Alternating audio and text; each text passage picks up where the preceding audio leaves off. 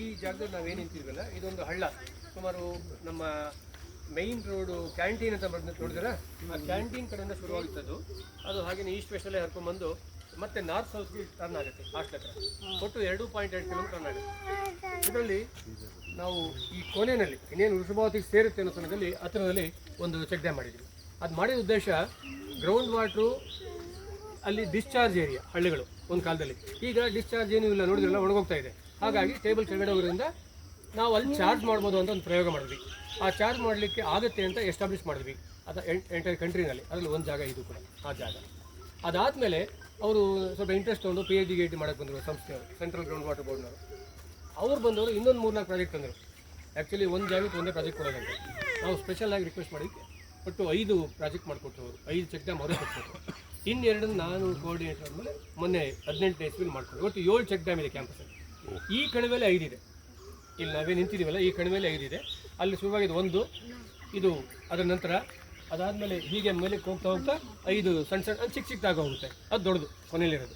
ಈಗ ದೊಡ್ಡ ಹಳ್ಳ ಆಗುತ್ತೆ, ದೊಡ್ಡ ಇದಾಗುತ್ತೆ. ಅಲ್ಲಿ ಏನು ಮಾಡಿದ್ವಿ ಅಂದರೆ ಇದು ಡ್ಯಾಮ್ ಕಟ್ಟಿಬಿಟ್ಟು ಹೀಗೆ ಈ ಕೆಳಗಡೆ ಇರುತ್ತಲ್ಲ ಇಲ್ಲೂ ಒಂದು ಸರ್ಫೇಸ್ ಡೈಕ್ ಅಂತ ಕಟ್ಟಿದ್ದೀವಿ. ಇಲ್ಲೂ ನೀರು ಆಚೆ ಹೋಗಬಾರ್ದು. ನಾವೇನು ಹೋಲ್ಡ್ ಮಾಡ್ತೀವಲ್ಲ ಅದು ಚಾರ್ಜ್ ಆಗಲಿ ಅನ್ನೋ ಉದ್ದೇಶ ಅಷ್ಟೇ. ಓವರ್ಫ್ಲೋ ಆಗಿದ್ದು ಹೋಗ್ಬೋದು. 1 ಮೀಟ್ರ್ ಹೈಟ್ ಇಟ್ಕೊಂಡಿದ್ದೀವಿ ಮೊದಲು. ಈಗ ಅದು ಏನೋ ಒಂದು ಪ್ರಾಬ್ಲಮ್ ಇತ್ತು ಕಾವೇರಿ ಜಲಾನಯನದಲ್ಲಿ 1 ಮೀಟ್ರಿಗಿಂತ ಹೆಚ್ಚಿಗೆ ಚೆಕ್ ಡ್ಯಾಮ್ ಹೈಟ್ ಮಾಡಬಾರ್ದು ಅಂತ ಇತ್ತು ಕೌಂಟಿ ಆ್ಯಕ್ಷನ್. ಮೊನ್ನೆ 16ನೇ ಇಸ್ವಿನಲ್ಲಿ ರೋಟ್ರಿ ಇವರು ಸರ್ ನಿಮ್ಗೆ ಗೊತ್ತಿರ್ತಲ್ಲ, ರೋಟ್ರಿ ಇದ್ರಲ್ಲ ಅಲ್ಲಲ್ಲ ಇದರಲ್ಲಿ ಬಸವಗುಡಿ ವರ್ಷದ ಆಗಿರೋ ಅಂತ ಬರ್ತದೆ. ಅವ್ರು ಬಂದಾಗ ಒಂದು ರೂಲ್ಸ್ನ ಬ್ರೇಕ್ ಮಾಡಿ 1 ಮೀಟ್ರ್ ಎತ್ಬೇಡ, ಜಾಸ್ತಿ ನೀರು ನಿಂತ್ಕೊಳ್ಳಿ ಅಂತ ಹೇಳಿದೆ. ಈಗ ಅಡಿಷನಲ್ 1.25 ಮೀಟ್ರ್ ಅಂದರೆ 2.25 ಮೀಟ್ರು ಚೆಕ್ ಡ್ಯಾಮ್ ಇದೆ. ತುಂಬ ಚೆನ್ನಾಗಿ ತುಂಬಿಕೊಳ್ಳುತ್ತೆ. ಮಳೆಗಾಲದಲ್ಲಿ ಬರೋ ರಿಯಲಿ ಆಗ್ಬೋದಾ. ಇದು ಒಂದು ಚೆಕ್ ಡ್ಯಾಮು. ಇಲ್ಲಿ ಸಬ್ಸೈಡ್ ಡೈಕೆಲ್ಲ ಕಟ್ಟಿಲ್ಲ, ಯಾಕಂದರೆ ಈ ಹಳ್ಳದಲ್ಲಿ ಬಂದು ಆಚೆ ಹೋಗೋ ಕಡೆ ನಾವು ನೀರು ಆಚೆ ಹೋಗಬಾರ್ದು ಅಂತ ಕೆಳಗಡೆ ಇರೋದು ಅಂತರ್ಜಲ, ಹಾಗಾಗಿ ಸ್ಪ್ರೆಡ್ ಆಗಲಿ ಅಂತ. ವಾಟರ್ ಟೇಬಲ್ ಮೇಲೆ ಬಂದಿದೆ ಅಂತ ನಿಮ್ಗೆ ಆಗಲೇ ಹೇಳಿದ್ನಲ್ಲ, ಖಂಡಿತವಾಗಿಯೂ ಕೆಲಸ ಆಗಿದೆ. ಇದೊಂದು ಮಾದರಿ ಆಗಿ ಇಟ್ಕೋಬೋದು. ಸ್ಕೂಲು ಕಾಲೇಜ್ ಮಕ್ಕಳಿಗೆ ತೋರಿಸ್ಬೋದು. ಪಬ್ಲಿಕ್ಕು ಕೂಡ ಎಲ್ಲೆಲ್ಲಿ ಹಳ್ಳ ಇರುತ್ತೋ ಅಲ್ಲೆಲ್ಲ ಮಾಡ್ಕೋಬಹುದು. ವಾಟರ್ ಶೆಡ್ ಟ್ರೀಟ್ಮೆಂಟೇ ಮಾಡ್ಬೋದು. ಇದಾದಮೇಲೆ ವಾಟರ್ ಶೆಡ್ ಡಿಪಾರ್ಟ್ಮೆಂಟ್ ಶುರುವಾಗಿದೆ ದೇಶದಲ್ಲಿ ಮಾಡಬೇಕು ಅಂತ. ಈಗ ಎಲ್ಲ ರಾಜ್ಯಗಳಲ್ಲೂ ಮಾಡಿದ್ದಾರೆ. ದೊಡ್ಡದಾಗಿ ಕೆಲಸ ಆಗ್ತದೆ. 1000 ಕೋಟಿ ಖರ್ಚು ಮಾಡ್ತಾರೆ. ಸೊ ಅಂದರೆ ಬೆಂಗಳೂರು ಯೂನಿವರ್ಸಿಟಿ ಎಷ್ಟೊಂದು ಮೊದಲುಗಳಿಗೆ ಇಲ್ಲಿ ಏನಾಗಿದೆ, ಅಂತರ್ಜಲ ಮಟ್ಟ ಕೆರಡು ಹೋಗಿದೆಯಲ್ಲ, ಬಾವಿಗಳ ನೀರು ಬರ್ತಾ ಇಲ್ಲ. ಈಗ ಮುಂದೆ ಬರುತ್ತೆ, ತರಬೇಕು ಸರ್. ಇದು ಎಷ್ಟೋ ವಿಚಾರಗಳಲ್ಲಿ ನಮ್ಮ ಬೆಂಗಳೂರು ಸ್ಪೆಷಲಿ ಕರ್ನಾಟಕ ಒನ್ನಲ್ಲಿದೆ. ಈಗ ಎಕ್ಸಾಂಪಲ್ ಏಷ್ಯಾಗೆ ಫಸ್ಟ್ ಕರೆಂಟ್ ಬಂದು ನಮ್ಮ ಕೇರ್ ಮಾರ್ಕೆಟ್ ಅಂತಿದೆ. ಆದರೆ ಈಗ ಇವತ್ತು ಮಾಡರ್ನ್ ನಮ್ಮ ಏಜ್ಗೆ Bangalore university as tremendous work like ಅಂದರೆ ತುಂಬ ಹೊಸದು ಸಮಾಜಕ್ಕೆ ಬೇಕಾಗಿ ಮೊದಲನೇ ವಿಷಯಗಳು ನಮ್ಮ ಬೆಂಗಳೂರಲ್ಲೇ ಆಗಿದೆ ಅನ್ನೋದು ಹೆಮ್ಮೆ ವಿಚಾರ ನಮಗೆಲ್ಲ.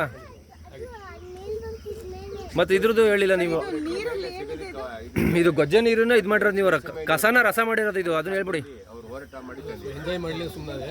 ಈಗ ಇಲ್ಲಿ ಪಕ್ಕದಲ್ಲಿ ಹಾಸ್ಟೆಲ್ ಇದೆ ಅಂತ ಹೇಳಿದ್ನಲ್ಲ, ಅಲ್ಲೊಂದು ಟ್ರೀಟ್ಮೆಂಟ್ ಪ್ಲಾಂಟ್ ಹಾಕಿದ್ದಾರೆ. ಅದು ಡಿಫಂಕ್ಟ್ ಆಗಿದೆ, ಕೆಲಸ ಮಾಡ್ತಾ ಇದೆ. ಅಂದರೆ ಸ್ವಲ್ಪ ಬಗ್ಗಳೆಲ್ಲ ಹಿಡ್ಕೊಳುತ್ತೆ, ಸ್ವಲ್ಪ ಕೆಲಸ ಮಾಡ್ತಾ ಇದೆ, ಓವರ್ಫ್ಲೋ ಆಗ್ತಾ ಇದೆ. ಅದನ್ನು ನಾವು ರಿಕ್ವೆಸ್ಟ್ ಮಾಡಿದ್ವಿ ರಿಪೇರ್ ಮಾಡ್ಕೊಡಿ ಅಂತ. ಈಗ ಅದನ್ನು ನಾನೀಗ ನಿಮಗೆಲ್ಲ ರೋಟಿ ಎಲ್ಲ ರಿಕ್ವೆಸ್ಟ್ ಮಾಡ್ತಾ ಇದ್ದೀನಿ. ಅದನ್ನು ಮಾಡಿಕೊಟ್ರೆ ಇನ್ನೂ ಚೆನ್ನಾಗಿರುತ್ತೆ. ಈಗ ನೋಡಿ ವಾಸನೆ ಮುಕ್ತ ಆಗಿದೆ, ಯಾಕೆಂದರೆ ಅಲ್ಲಿ ಒಂದು 200 ಮೀಟರ್ ಹರ್ಕೊಂಬರುತ್ತೆ.